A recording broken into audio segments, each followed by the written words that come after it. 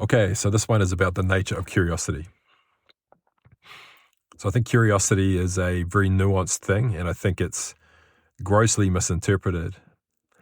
But on the whole, my sense is that curiosity is being choked out by civilization, largely, and that curiosity has nowhere near enough space to breathe. When we're born into a safe space, typically, with two parents. It's a very loving environment. It's very soft and cuddly and nurturing and supportive. And that love is unconditional. There's no obligations that child has. They're free to allow their curiosity to bubble up. And they're within an echo chamber where that curiosity is nurtured and even encouraged. So if you imagine a young child just becoming aware of their own senses, their vision coming into focus, seeing some bouncy toys in their bassinet, and just moving their body to begin engaging with life in the way that they perceive it. All there is curiosity. Oh, what's this? Oh, what's that? Not that they're using words, but it's like, huh. And it's that evolution of that pure innocence of the child where they know themselves only as the pure is energy. There is no awareness of choice. There is no awareness of I even. There's just perspective. And so the fidelity of the signal of that innocence is so raw and pure. And understanding that everything we're introducing into the environment of that child is constraining their perspective. It's introducing constraints that we're choosing to impose upon that child, to constrain its environment from that raw, vast isness into a binary perspective. We're shaping that child to come to realize that it is also an I. It is also separate to that vast, all-encompassing awareness energy. And so you can apply this to all forms of conscious life that we would call conscious, going through the exact same process that the universe itself likely did, awakening to its own vastness and its own separation, its unity and its separation. And this is how we know that we're not just one thing. We're not just one. We're not just binary or dualistic or polarity. We're both. There's an aspect of our nature that's still that observer, still witnessing us, expressing our nature in binary as a human being, but still feels and senses into that vastness. Still at some level recognizes that vastness in another human being and wants to acknowledge it. But as to be expected, we get caught up in the binary reality that is our life. And the reality of a binary existence or a biological existence is that it's mortal. Yet there's this part of us that feels immortal, that realizes everything is possible, and it just wants to endlessly explore without conditions, like that child in the beginning. However, conditions and constraints are introduced over time. It's woven into the fabric of this existence, that we are something incredibly vast, exploring something incredibly vast, and then maturing to determine for ourselves the self-imposed constraints, ideally, that we want to express in life, so that we can come to settle as something vast and infinite expressing its nature intentionally within a binary existence. Coming to accept that our own mortality within this existence, and that maybe whatever you believe, that infinite, vast aspect of our nature may be reborn into another body.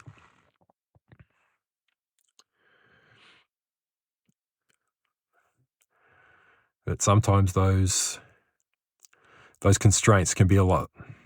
They can be a lot to absorb and assimilate.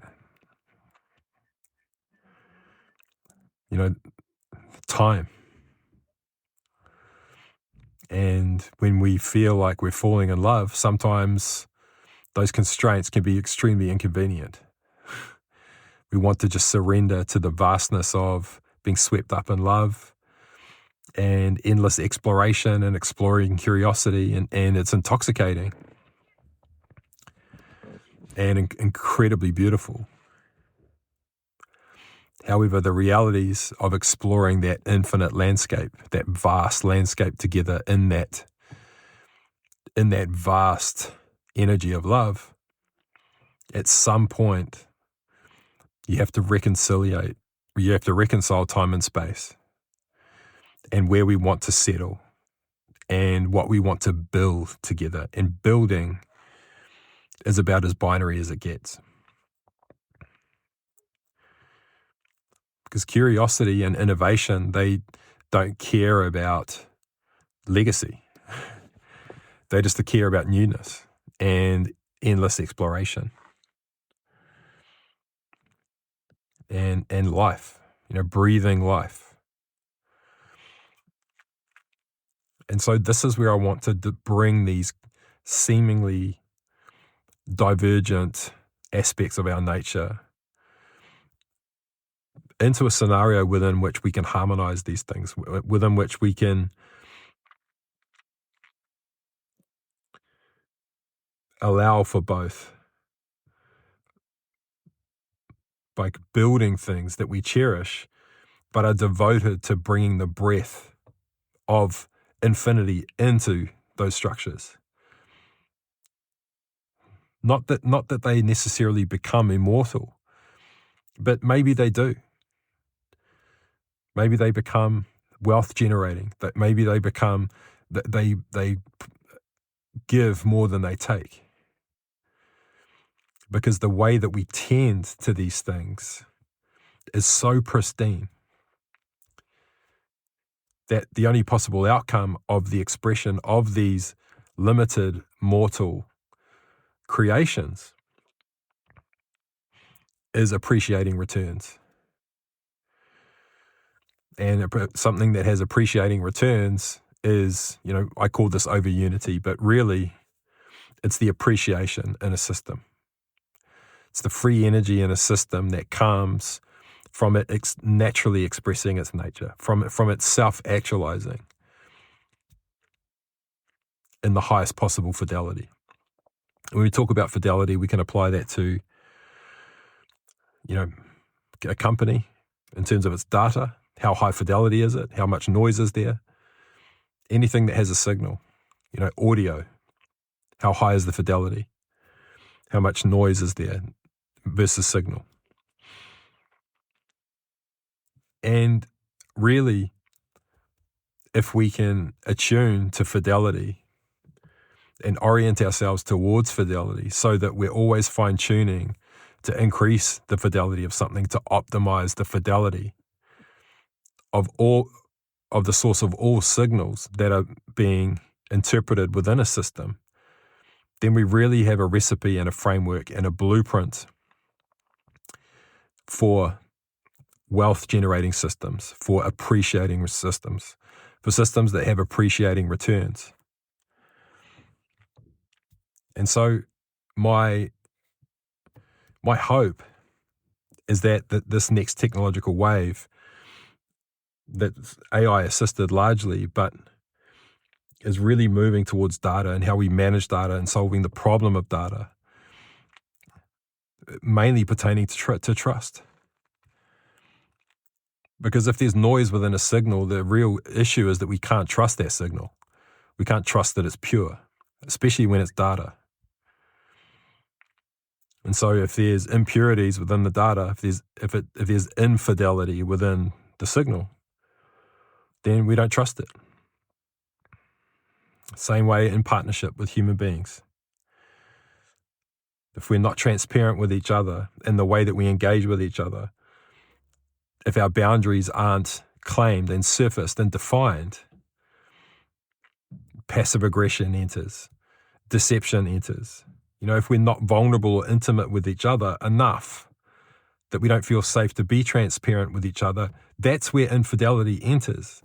The infidelity is not the discretion. It's not the moving away to another partner.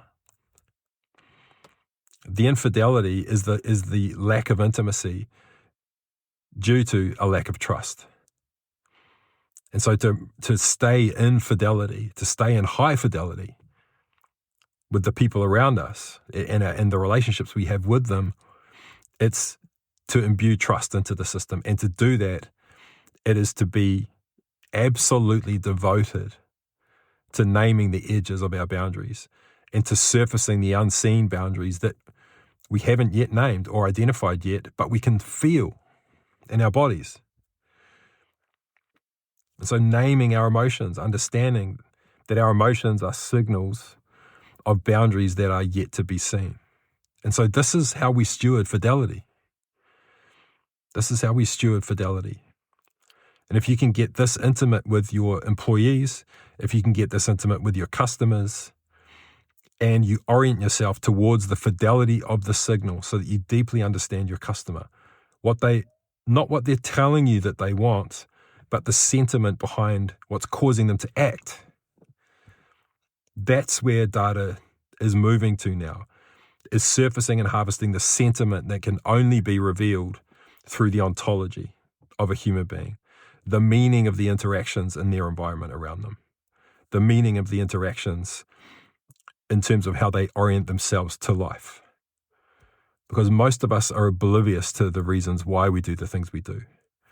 We're oblivious to the complexity and the beauty of the interactions in our life, the diversity, the interdependency.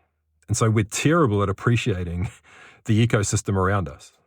Terrible at it.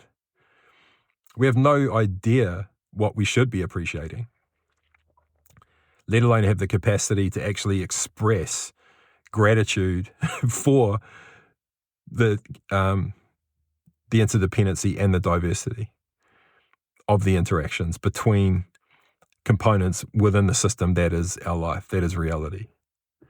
But if we did, we would orient ourselves much differently. Much differently. And so, curiosity, to bring this back to curiosity is raw fidelity.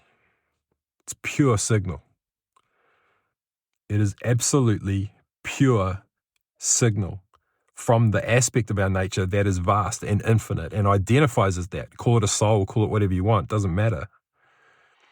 That aspect of our nature is oriented towards the newness and the freshness and life.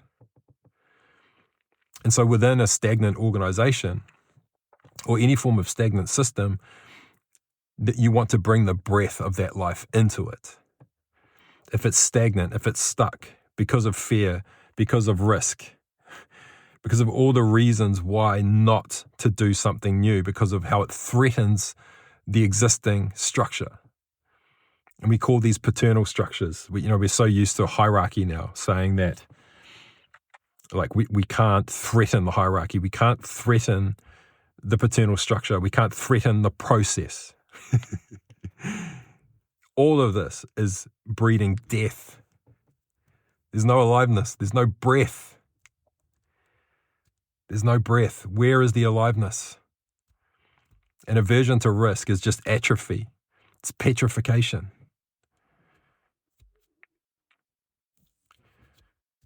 And it reminds me of a petrified state when you're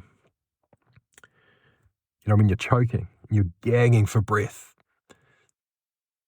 And just before you draw your last breath, all you feel is that vacuum. It's devoid of life. And it's just all it wants is to take that breath. And then when you take that breath, the life comes straight back in. And this is where we are with innovation. This is where we are with innovation in New Zealand in particular. It is really in a state of stagnation and atrophy and huge aversion to risk. The New Zealand government is largely oblivious to the groundswell of people who refuse to go overseas because they can't handle the pain of abandoning their nation when it's completely stuck. Completely stuck. The sophistication isn't there. And the challenge that we have in New Zealand in terms of capital is that on a global scale, we are one of the least productive nations per capita in the world. In the world. And what that leads to is low concentration of capital. So we can't create levers, right? So we can't invest in infrastructure that creates levers that increases productivity. And so we've got this flywheel of stagnation, and we just experience it like spinning our wheels because we're always trying to create as much leverage as we can. And I tell you, in the startup ecosystem, the amount of focus and energy we put onto getting as much leverage as we can through an expression of intent from someone and building up a portfolio of expressions of intent. We're so focused on these micro interactions rather than trying to leverage ourselves to a point where there's so much volume and liquidity that the risk associated with success, we can bear that risk, right? So without an influx of capital to create these levers so that we can bear the risk and embed procedures and processes and make decisions that we know are increasing productivity, then we're never going to get anywhere. We have to be able to take a risk. At the moment where the nature of the investment ecosystem is we've got investors who are doing, month-long, due diligence that's months long on a $50,000 investment. What we should have is portfolios, massive portfolios of startups. In New Zealand, there are thousands of them. Most of them are gifted founders, gifted individuals. And we should be throwing money at them and churning these opportunities, understanding that they will fail. And we should have enough capital that we can leverage these portfolios and bear the failure. It's got to be okay to fail. And just hurry the fuck up with it. Fail fucking fast. Stop trying to avoid failure because of the obligations to investors who've put $50,000 into a company, into doing a valuation of a company that is so complex. Most people have no clue what they're doing and have to try and find $10,000 to pay someone to do these things for them instead of just getting stuck in.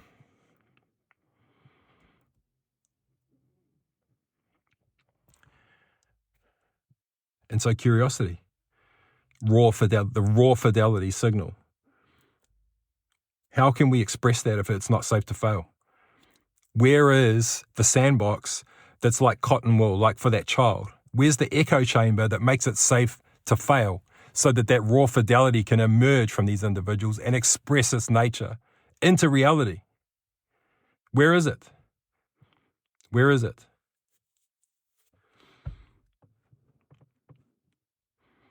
And I'm talking to the leaders of this nation.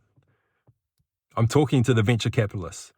I'm talking to those who have the power and the leverage to syndicate and create some serious capital and take some serious risk. It's far too fragmented. It's far too fragmented. Many of us in New Zealand, we're looking at public-private partnerships right now. And the problem statement is enabling the New Zealand government to de-risk partnering with industry and academia. This has been going on for 2 years, trying to pull together a public-private partnership. And it's almost impossible to de-risk. And so what we see is this massive dependency that government has on outsourcing to consulting firms who charge incredibly, ludicrous amounts of money because they're the only ones that can actually be diligenced properly by the government and can bear the risk. So in New Zealand, I'm the CEO of a company called Ockham, and our mission is to solve the problem of productivity. And so the way we want to approach this is we want to be part of catalyzing a turnaround of the New Zealand economy so that it does become more productive, so that we do have levers. And the opportunity we can see is through agentic AI and the collapse of petrified systems that can be far more productive. The New Zealand government is oriented towards increasing productivity. They don't have the concentration of capital to create proper levers. And so this is our way of contributing. And so really, this is a call to action for anyone that needs to take a breath, who's struggling and feels like they're choking to death, who feels guilty for trying to imagine random new ideas for products. I mean, imagine that, feeling guilty for wanting to express the most raw fidelity signal into the environment where the pure innovation and newness of life is waiting for us to capture it.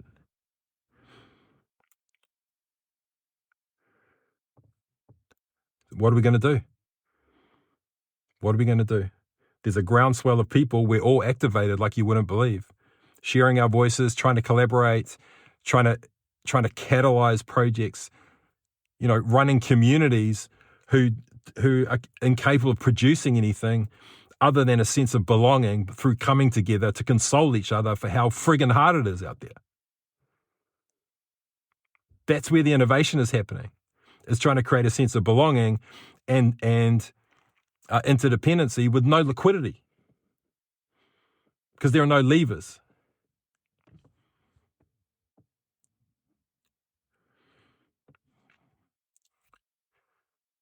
So if curiosity is ever going to be able to breathe, and if the system of New Zealand as a nation is ever going to truly breathe and breathe on its own, let alone become a self-sustaining system, a wealth-generating nation, an over-unity system, a system that delivers appreciating returns, how are we going to come together and take that risk and make it safe to fail?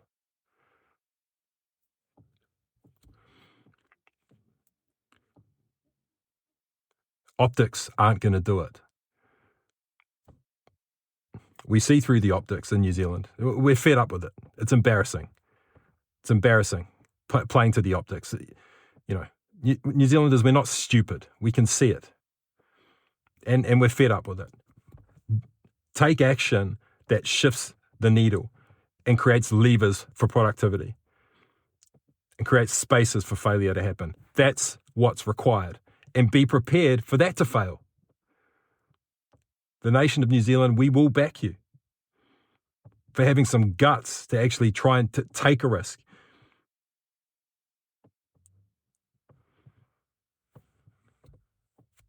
And watch what happens. Watch what happens when that breath of the community that comes together, breathing life into the innovation, into the passion inside their bodies that's trapped.